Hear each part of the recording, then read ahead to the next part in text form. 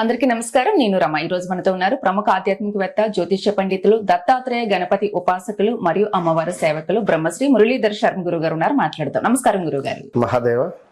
గురుగారు, ఏ డేట్స్ లో పుట్టిన వాళ్ళ లైఫ్ ఎప్పుడు టర్న్ అవుతుంది? అంటే కోటీశ్వరులు ఇప్పుడు అవుతారు చెప్పగలమా అసలు మనము? అంటే ఏ ఏజ్ లో అవుతారు అనేది? ఏ ఏజ్ లో కాదు కానీ ఏ తిథులు, ఏ డేట్స్, తిథులు ప్రకారంగా ఏ తిథిలో ఎవరు జన్మించారని గాని లేదా వారి వారి డేట్స్ ను బట్టి గాని, డేట్ ఆఫ్ బర్త్ బట్టి, డేట్ ఆఫ్ బర్త్ లో డేట్ చాలు సరిపోతుంది. ఇప్పుడు ఉదాహరణకు మొన్న ఒక క్లయింట్ మన దగ్గరికి రావడం జరిగింది. వారి నుండి వాళ్ళకు సంబంధించింది ఉద్యోగ సమస్యలు ఉన్నాయి కదా, మీకు వచ్చేసి ప్రజెంట్గా ఈ సిచ్యువేషన్లో ఉన్నారు, గత ఇయర్ ఈ సిచ్యువేషను, అంతకుముందు ఈ సిచ్యువేషను, ఓవరాల్గా చూసుకుంటే నవ్ ప్రజెంట్ ఏమైనా లోన్ సెక్టార్ వైపుగా ఏమైనా వెళ్తున్నారా అని అడిగేసరికి షాక్ అయిపోయాను నేను. ఇవన్నీ మీకు ఎట్లా తెలుసు గురువు గారు అన్నాడు. ఇల్లీగల్ ఎఫైర్ కూడా ఉందని మీకు అని చెప్పిన. మామూలు షాక్ కాదు, ఆయన ప్రామిస్, ఒట్టు గాడ్ ప్రామిస్, అంటే జస్ట్ డేట్ ప్రకారంగా చెప్పిన. మీకెట్లా కనబడ్డది గురువు గారికి దండం పెడతాడు ఆయన వరకు. ఇంకా మీ తాతది చెప్పమని చెప్తా అని చెప్పిన. ప్రామిస్, నిజంగా చెప్తున్నా కూడా అమ్మవారి మీద సాక్షి, నేను ఎప్పుడు ఒట్టయ్యా. అంటే ఇల్లీగల్ అఫైర్స్ కూడా తెలిసిపోతాయి. నేను అడిగిన ప్రామిస్ అడిగిన ఇది, అందుకే పూర్తిగా నమ్మకం ఉన్న వాళ్ళ దగ్గర చూపించుకో. ఇక అయితే నేను చెప్పిన తర్వాత తను బీభత్సమైన షాక్ అయిపోయిండు. ఇక అయిన తర్వాత సరే అనుకున్న తర్వాత మరి మా మిస్సెస్ గురించి చెప్తారా అన్నాడు. అన్నాక ఏం కావాలి మీ మిస్సెస్ గురించి అన్న తర్వాత ఒక్క నిమిషం ఆగన్న. మళ్ళీ నాకు నచ్చది వాళ్ళు చెప్పిన తర్వాత నేను చెప్పడం ఫస్ట్ నాకు నచ్చదు అది నాకు. ఎందుకంటే గురువుగారు మా పరిస్థితి ఇది, మేము ఇట్లా ఉన్నాం, మా కథ ఇది, మేము అంత లాస్ అయిపోయినాం, నాకు మజా అనిపించదు, అది వేస్ట్ అనిపిస్తుంది, మసాలా ఉండదు అలా. సైలెంట్ గా ఉండని నేనే చెప్తా. ప్రతి జాతకం ఛాలెంజింగ్ గా ఖచ్చితంగా ఎంజాయ్ చేస్తూ ఖచ్చితంగా. సో ఎందుకంటే చార్ట్ చూడడం అంటే నాకు ఒక 100 ఏనుగుల బలం అది ఎందుకంటే అది ఫుల్ ఎనర్జీ నాకు, అందుకే రిజల్ట్ కూడా 100% పక్కా వస్తుంది. ఖచ్చితంగా మంచి ఎనర్జీ. అయితే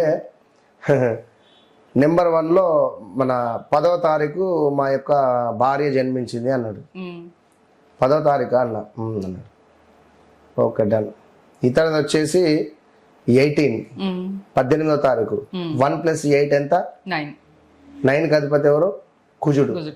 నెంబర్ 1కి అధిపతి ఎవరు? సూర్యుడు. ఇద్దరికి రోజు డిష్యుమే. మీరు ఫస్ట్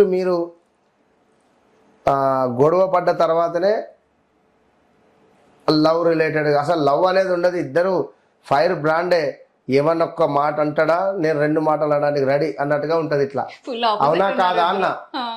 అబ్బా గురువు గారు మీ దండం పెడితే కరెక్ట్ చెప్పారు, నా బాధ ఇవ్వద్దు చెప్పు, నాకు అర్థం కాలేదు. మీరైనా సీసీ కెమెరా పెట్టి చూసిర్రా అన్నాడు. అంటే సరే అని చెప్పిన. అన్నాక గవర్నమెంట్ జాబ్ ఏమైనా రాపియపోయినావు ఆమెకు అని చెప్పన్నా. ఒక 3 సార్లు రాపించిన గురువు గారు, రాలేదు అన్నాడు. ఇంకా 3 సార్లు రాపి వస్తుంది అని చెప్పి తర్వాత ఆమె చార్ట్ తీసుకొని 2029 లోపు ఉద్యోగం ఉన్నది ఆమెకు. సో తప్పకుండా 2029లో గవర్నమెంట్ జాబ్ కొడుతున్నారు మీరు అని చెప్పడం జరిగింది. Okay done. మనం ఎక్కడి నుంచి ఎక్కడికో పోయాను. అయితే ఎందుకు అంటే ఏ డేట్స్ లో పుట్టినటువంటి వారు కోటీశ్వరులు అవుతారు అనేటువంటిది నా పాయింట్ ఇక్కడ. అదే విధంగా చాలా మందికి తెలుసుకోవాలని ఉంటుంది. ఖచ్చితంగా ఉంటుంది. మనకి ఎప్పుడు మనం డబ్బును చూస్తాము, మంచి లైఫ్ ను మనం లీడ్ చేస్తాము. అవును, ఖచ్చితంగా. నేను ఒకటే చెప్తున్నాను ఇక్కడ, నేను చెప్పేది చాలా సీరియస్ గా అర్థం చేసుకోవాలి. నెంబర్ 8 వచ్చేసి శనేశ్వరుంది. ఇది ఎవరైతే 8, 17, 26లో జన్మిస్తారో వీరికి విపరీతమైనటువంటి కష్టాలుంటాయి. కానీ కష్టాల తర్వాత ఎక్సలెంట్ రిజల్ట్ ఇస్తాడు శనైశ్వరుడు. అందరు అనుకుంటారు అబ్బా నాకు ఈ కష్టం వచ్చింది, ఆ కష్టం వచ్చింది అబ్బా అని. ఎప్పుడైతే మనము ఒక బండను ఉలితో కొడుతూ ఉంటామో అది ఒక అమ్మవారి విగ్రహంగా తయారవుతుంది. 100%. అట్లనే మీపై శనైశ్వరుని యొక్క దృష్టి ఎంత పడుతుందో, ఎంత బ్యాడ్గా పడుతుందో. మరి బ్యాడ్గా ఎందుకు పడుతుంది? మనం చేసే కర్మల వల్ల. మోసం చేయడమో లేదా అబద్ధం చెప్పడమో ఎవరైనా లేదా బాధ పెట్టడమో లేదా సీనియర్ సిటిజన్స్ పట్ల మనము నిర్లక్ష్యంగా ఉండడమో లేదా భార్యను బాధించడమో, ఒకటి రెండని కాదు, చాలా నీట్గా ఉండకుండా పనిచేసే అటువంటి ఉద్యోగాన్ని తిడుతూ పనిచేసిన, మన కింద పనిచేసే అటువంటి ఉద్యోగస్తులకు బాస్ అయి ఉండి మనం జీతం ఇవ్వకుండా, ఇంట్లో టాయిలెట్స్ బాగుండకుండా, పిల్లలను కొట్టిన, తల్లిదండ్రులను ప్రేమగా చూసుకోకుండా, ఇలాంటివి చాలా ఉన్నాయి. సో ఇలాంటి సందర్భాలలో ఖచ్చితంగా కూడా మీరు న్యాయంగా ఉంటే మీ జన్మకు కూర్చొని తినేటువంటి డబ్బులు శనైశ్వరుడు ఇస్తాడు. ఏమో గుప్త నిధులు కూడా ఇవ్వచ్చు, చెప్పలేము వీరికి. ఈ 8, 17 అదేవిధంగా 26 సంఖ్య ఉండేటువంటి వారికి వీరు గుప్త నిధుల కోసం అధికంగా తిరుగుతారు, ఈ సంఖ్యలు ఉన్నవారు. ఇక నెక్స్ట్ వచ్చేసి నెంబర్ 4, అదేవిధంగా 13, 22 ఈ డేట్స్లో జన్మించినటువంటి వారికి కూడా కోటీశ్వరులు అయ్యేటువంటి ఛాన్స్ ఉంటుంది ఖచ్చితంగా కూడా. ఇక నెంబర్ 1, నెంబర్ 10, నెంబర్ 19.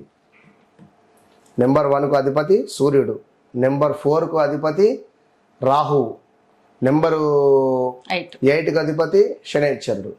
సో మన జాతక రీత్యా ఎవరైతే సుమారుగా ఏకాదశి, అదేవిధంగా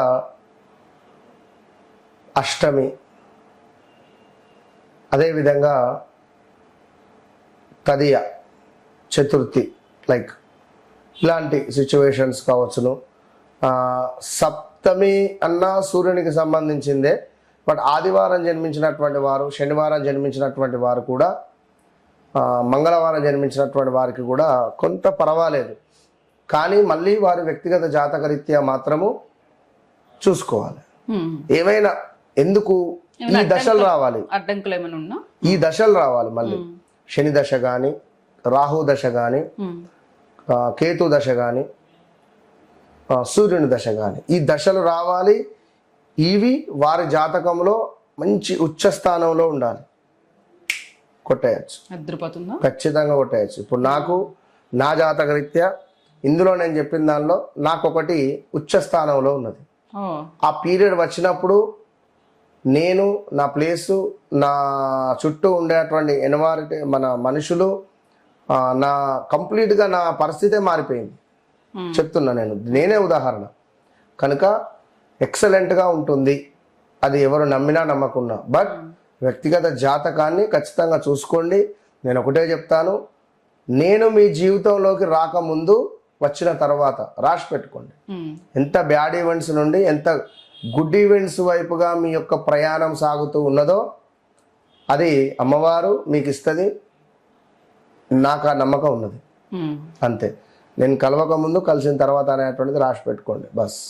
అమ్మవారి అనుగ్రహం కదా, ఆ పాజిటివ్ వైబ్స్ కానివ్వండి, ఖచ్చితంగా జాతకంలో మీరు చూసే అది చెప్పే విధానం కానివ్వండి, సబ్జెక్ట్ కానివ్వండి, నిజంగా అమ్మవారి అనుగ్రహం ఖచ్చితంగా. అవును, సాధన, అనుగ్రహం కూడా ఉండాలి ఖచ్చితంగా. ఆ వైబ్స్, ఆ పాజిటివ్ వైబ్స్ చాలా రేర్ ఉంటాయి అందరికి. ఖచ్చితంగా మీరు ఒక మంచి పాజిటివ్ వైబ్ పర్సన్. నమస్తే గురుగారు. మహాదేవ.